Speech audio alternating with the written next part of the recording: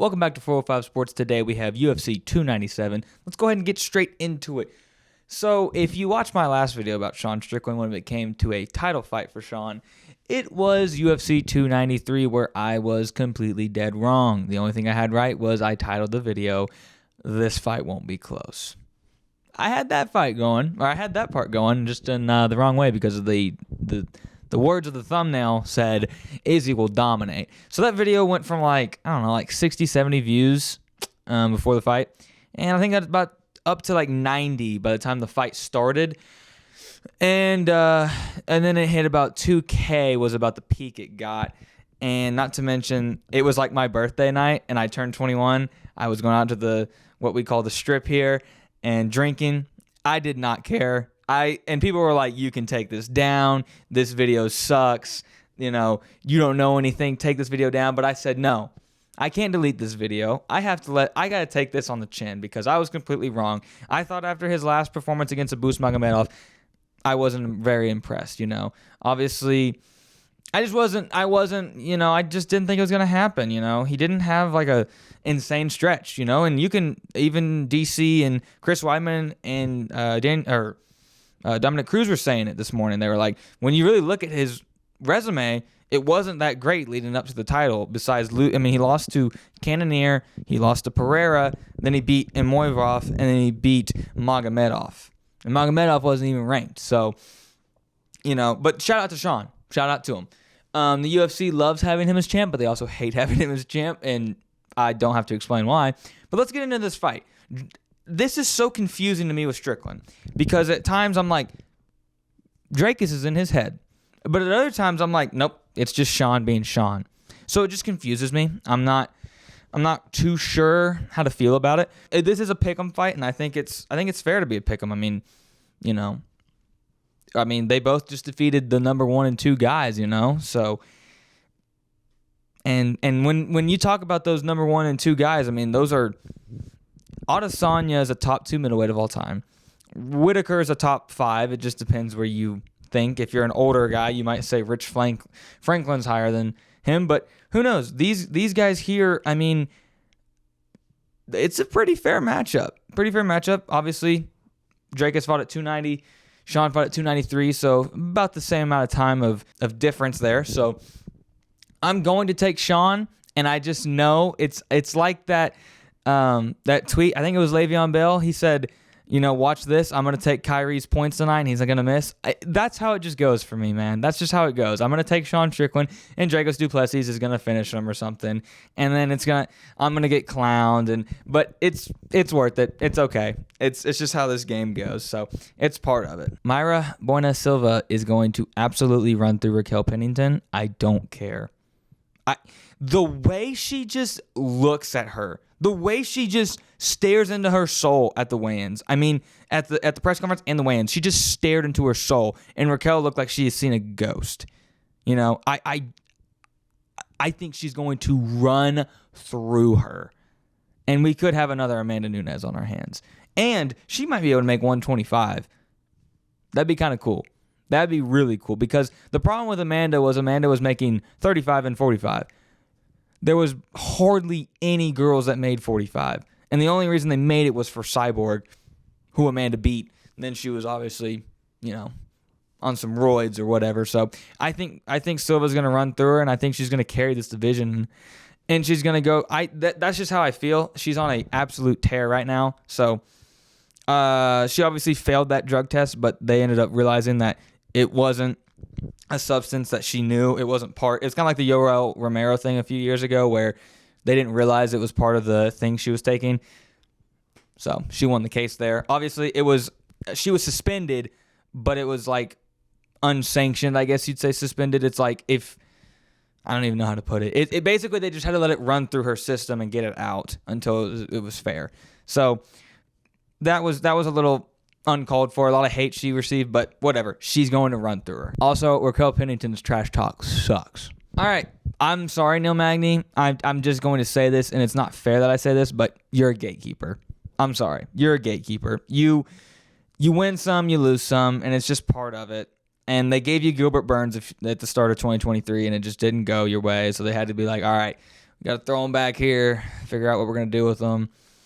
Feed him Ian Gary. So obviously you got fed Shavkat too. So he's a gatekeeper, and there's nothing wrong with that because Neil Magny is a very good fighter. He's a very good fighter. He is. Mike Malott is like in the same way as I see Bueno Silva.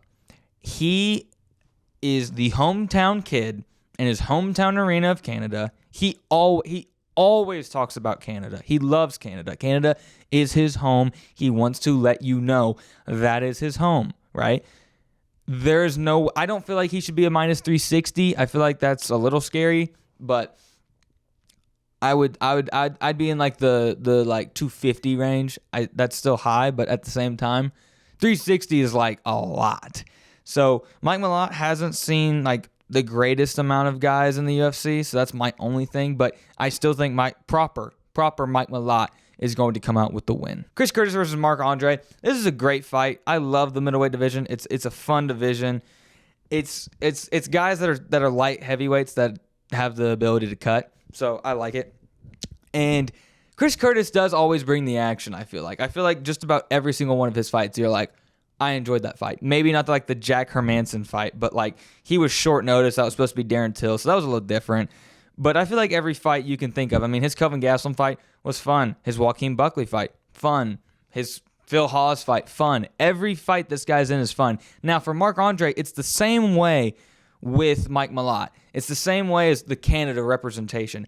The only thing is I don't feel like he's as deep into the Canada love as Mike Malott. I feel like Mike Malott is a one of a kind, like more than GSP, and I guess GSP really wasn't that big. But yeah, I don't really know this. I really feel like this should be a pick'em fight. I feel like it's gonna be tough, but a lot of Canadian fans don't hate Chris Curtis. Chris Curtis had a big run in Canada, so he hasn't really received a lot of boos like other guys are gonna receive on this card.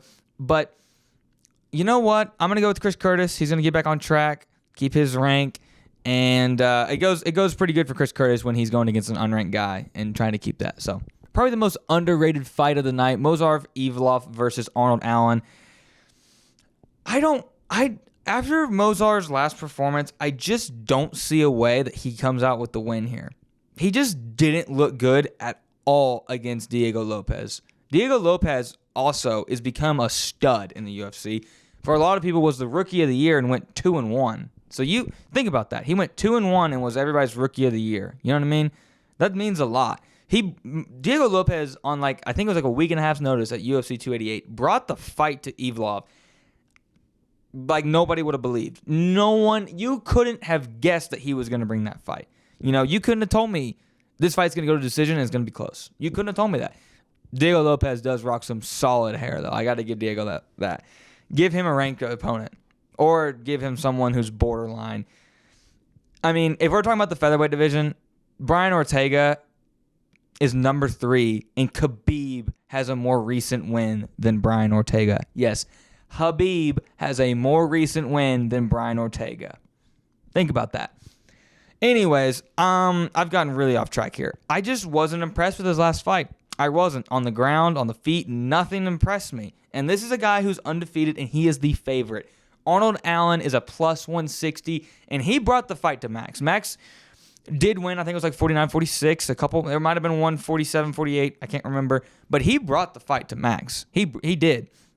Arnold Allen is a wonderful, terrific fighter. Obviously, we saw that in the Dan Hooker fight. He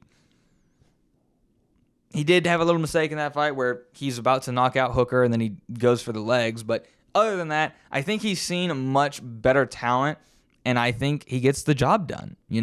That's just how I see this fight. I just don't understand why Evloev is the favorite.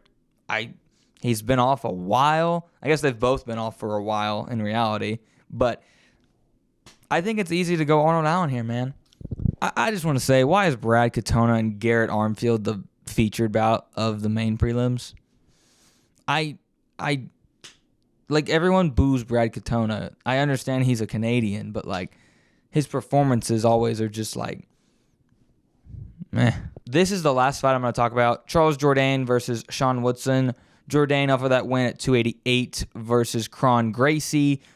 what a performance that was. Sean Woodson is kind of like that Jalen Turner, kind of like that Sam Patterson type guy where he's just really tall. Actually, Sam Patterson's on this card. He's moving up to welterweight. That ought to be a fun fight at the very beginning.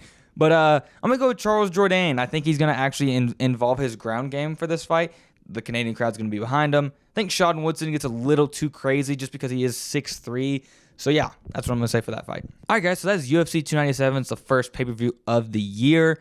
Go ahead and comment down below who you think is going to win between Sean Strickland and Dricus Du Plessis for that middleweight title. Thank you guys for watching the video. Don't forget to like and subscribe. Thank you for watching.